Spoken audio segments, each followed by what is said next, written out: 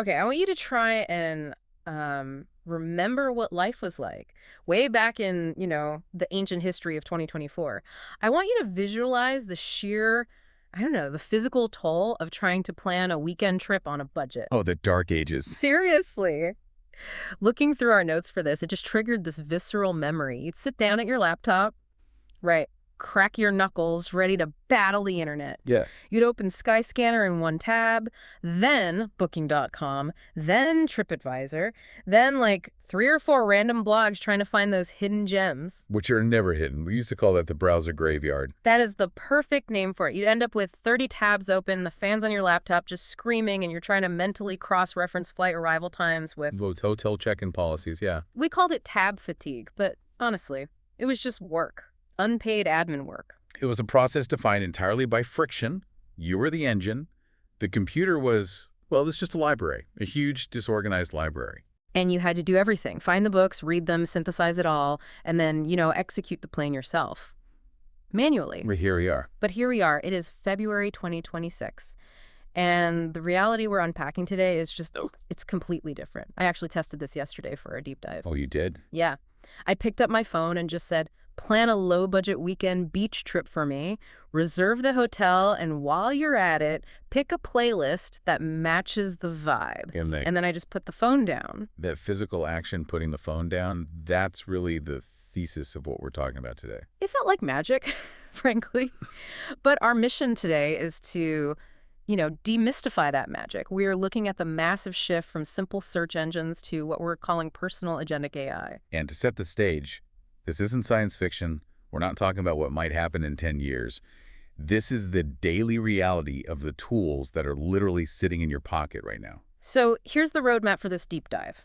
We're going to look at the numbers, because the adoption rates are honestly wilder than I expected. They're huge. We're going to tear down the 3 giants dominating the landscape: Google, Perplexity, and ChatGPT. And then we have to get into the heavy stuff.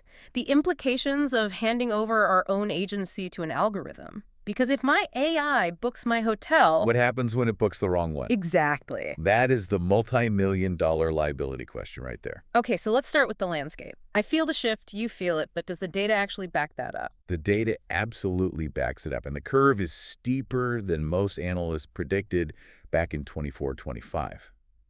If we look at the usage statistics exploding over just the last 12 months, it's staggering. Okay, give me the headline stat.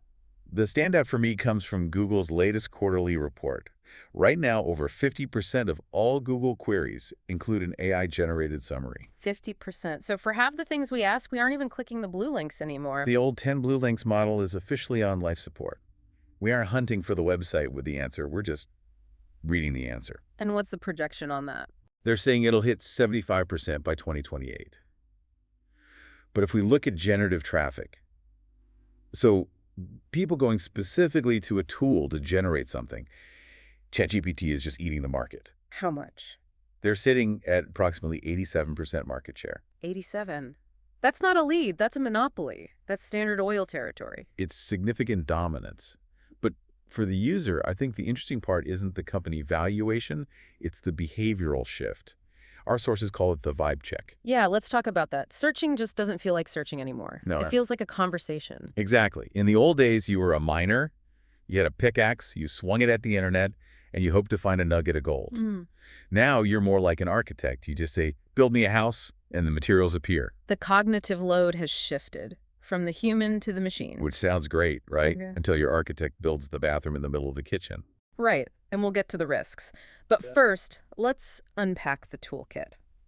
Our research highlighted 3 main players in 2026. And the first one is the old reliable. It's Google. Google AI Overviews. It's still the king of accessibility. And honestly, that's mostly because of inertia. It's the default. It's the default. It's built into the habits we've had for 20 years, and it's free. Yeah. but it has gotten a lot smarter. Right. The source material mentioned the meal plan scenario, which Yeah. I actually use. It's a great example of that synthesis we're talking about. So how does it handle that for you now compared to the old way? Well, instead of searching for chicken recipes and having to scroll through some food blogger's entire life story just to find the oven temperature, We've all been there. I just say, give me a meal plan for the week, high protein, low prep time. And Google doesn't give me links. It gives me a schedule, cooking times, a shopping list. It even suggests replacements if I don't like something. And that's its superpower. Synthesis. It handles these complex queries that require pulling data from multiple, sometimes contradictory, sources and just smoothing it all out. However, There's always a however with Google. we have to talk about reliability. Google acts very confident, but it can still hallucinate. If the training data is outdated or if it scrapes a satire site and thinks it's news, it presents that incorrect info as absolute fact. We all remember the whole glue on pizza thing from a few years back. Exactly. It's much better in 2026, but the risk is still there.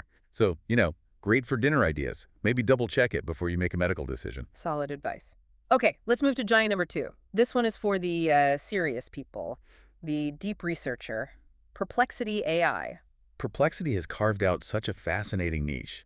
If Google is the friendly librarian who points you to the right section, Perplexity is a research assistant who reads the books for you and hands you a report with footnotes. And that's the key, right? The citations. It's all about trust. Perplexity shows its work. But in 2026, they've expanded way beyond just text.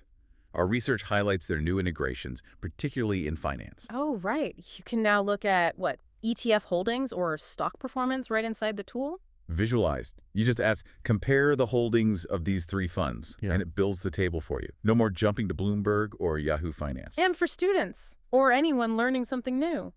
They've added these great educational tools. You can feed it a complex PDF and just say, make me a quiz or create flashcards based on this. See, that's where it gets really interesting to me. It's not just retrieving information, it's processing it into a learning format. And it handles files, images, voice.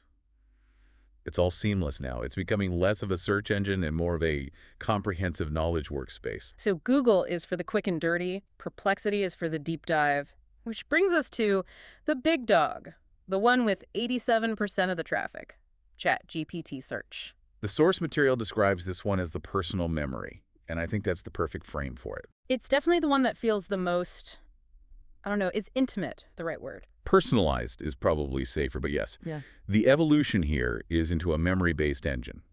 The biggest differentiator in 2026 is that ChatGPT remembers. It's not wiping the slate clean every time. Exactly. It remembers your past conversations, your preferences, your context. So if you ask it to plan that beach trip, It already knows I hate early morning flights and that I'm allergic to shellfish without me having to say it again. right, it uses that historical context to filter the results before you even see them. But the real game changer this year, the thing that has investors salivating, is agentic commerce. Okay, explain that to me, because that sounds expensive for me. It's the ability to buy things directly within the chat. In the past, the AI would give you a link to Amazon or Ticketmaster. Now you just say, buy that ticket, and it does it. It closes the loop. It moves from information to transaction in one window. Which leads us perfectly into the core concept of this whole deep dive. We keep using this word, agentic. Right, agentic AI. We need to define that properly because I think a lot of people just hear it as another buzzword. Yeah, let's strip away the marketing speak. What does it actually mean for software to be agentic? Simply put, it marks the shift from answering to acting. Traditional AI, even the generative AI of 2024, was reactive. It waited for a prompt, gave a response, and stopped. It was passive. Completely. An agentic AI is autonomous. It has what computer scientists call multi-step reasoning. Multi-step reasoning. Okay, break that down for us. Think about planning a business trip. To you, that's one task, plan the trip. But to a computer, it's a whole chain of dependencies. Right. Step 1, check the calendar. Step 2, find flights. Step 3, check hotels. Step 4, compare prices. Step 5, book it. Step 6, send the receipt to your expense software. In the past, you had to be the manager for every single one of those steps. I had to prompt the AI 6 times. Okay, now find a hotel. Okay, now book it. That's the difference. An agentic AI takes the high-level goal, book me a trip to Chicago, and it figures out that whole sequence itself. It creates its own to-do list and just works through it. It's like the difference between an intern you have to micromanage and An executive assistant who just gets it done and tells you when it's finished. Yeah. That's the perfect analogy. And this isn't just tech hype. The sources reference McKinsey, Forbes, Goldman Sachs. They're all confirming that 2026 is the year of the personal agent. The source used this metaphor I loved. The AI becomes an extension of your brain. It just frees up mental bandwidth. That's the promise. If you aren't holding flight numbers and dinner reservations in your working memory, what else could you be using that brain power for? Right, it's liberating. But, and you knew there was a but coming. I could feel the butt hovering in the room. If the AI does everything, reasons, decides, buys, is it all good news? We have to ask the so what question. This is where we get into the massive issues. The source identifies 4 major challenges we have to grapple with right now. Let's run through them. Number 1 is the one that keeps me up at night. Privacy. This is the big trade-off. For an agentic AI to function well, to know you hate morning flights, it needs to know a lot about you. Your calendar, your email, your credit card, maybe your medical history. It's total surveillance in exchange for convenience. And we need radical transparency. Who owns that data? Is it sold to advertisers? If the AI knows I'm sick before I even tell my doctor, who else knows? Exactly. And that flows into number 2. Accuracy and hallucinations. The stakes are just so much higher when an agent is acting. Much higher. If an AI summarizes an article wrong, you get bad info. It's annoying. But if an agentic AI hallucinates hotel availability and books you a room that doesn't exist, You're sleeping on a park bench in Chicago. and you've already paid for it, the danger is blind trust. We get lazy about verifying because the tech is so good. We can't fully abdicate our role as supervisor. Which leads directly to number 3, which I think is the most philosophical risk. Skill atrophy. The GPS effect on steroids. It's a huge concern. I mean, I don't know how to navigate a city without Google Maps anymore. If we delegate all planning, all reasoning to an algorithm, do we lose the ability to do it ourselves? Or even deeper, do we lose the ability to think critically through a complex problem if the AI always just hands you the solution? We stop exercising the muscle of finding the solution. We risk becoming passive consumers of our own lives. That is a terrifying thought. Okay, and finally, number 4, bias. The AI reflects the world it was trained on. So if the training data has biases about culture, spending habits, what a good vacation even looks like, the agent will replicate those biases. So if it only knows data from, say, Western luxury travel blogs, it might never suggest a cool, local, budget-friendly hostel because that just doesn't compute as optimal. It creates a feedback loop of sameness. It optimizes for the average, not the exceptional. If everyone uses the same agent, everyone ends up at the same 5 hotels. Now, there was one more specific dilemma in the source I found fascinating, this concept of agentic ethics. This is the provocative legal question of 2026.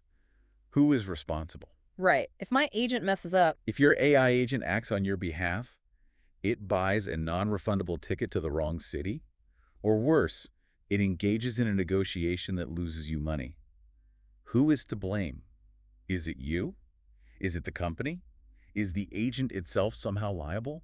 my AI ate my homework is one thing. My AI spent my life savings is another. And legally, we're in the Wild West. We are still figuring this out. So wrapping up, what does this all mean for us? We've gone from the Gutenberg press to this. We've moved from an era of accessing knowledge to an era of autonomous intelligence. It's a fundamental shift. We aren't just searching anymore, we are directing. And the source material really wanted to put a positive spin on this, which I appreciate. It's easy to get dystopian. Yes, the goal isn't to replace us, it's to liberate time. If you aren't spending 3 hours fighting with browser tabs, you have 3 hours back. 3 hours to create something, connect with your family, to actually enjoy the trip. It potentiates us. It makes us more capable, not less, if we stay in the driver's seat. If we use it correctly. As a tool, not a crutch.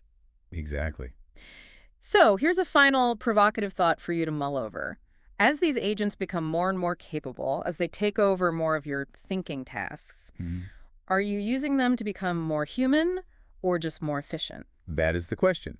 Efficiency is great, but it shouldn't be the end goal of life. I want to challenge you. This week, try one of these tools. Google, Perplexity, or ChatGPT for a specific agentic task. Don't just ask a question. Ask it to do something. Plan a meal, research a topic, draft an email. See how it feels. And pay attention to what you do with the time you save. That's it for this deep dive. Thanks for listening, and we'll catch you in the next one.